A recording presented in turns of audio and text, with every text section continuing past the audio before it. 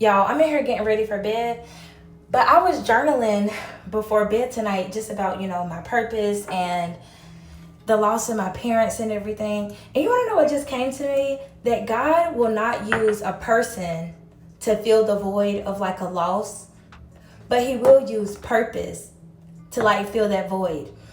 And when I was writing, it just made so much sense because for years I have tried to use people, things like partying, drinking, fornication.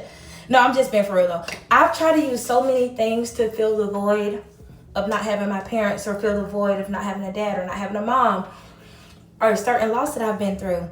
But honestly, nothing fills that void like purpose. And I feel like God can use people, of course, to like help you move along in your purpose. But I just don't think he would use a person to fill a void.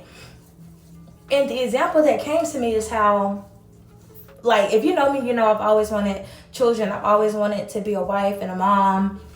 And I used to feel like once I got married, that would fill the void of losing my parents.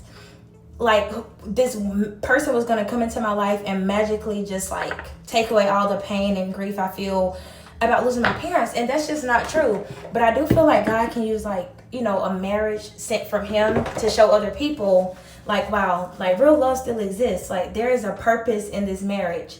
And I think that purpose will fill me up versus just a person. Same with having kids.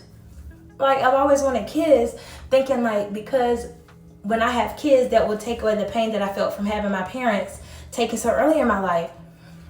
But the truth is, no person is gonna fill that void. A child is not gonna magically fill the void that I feel from having lost my parents so early. A husband is not gonna fill that.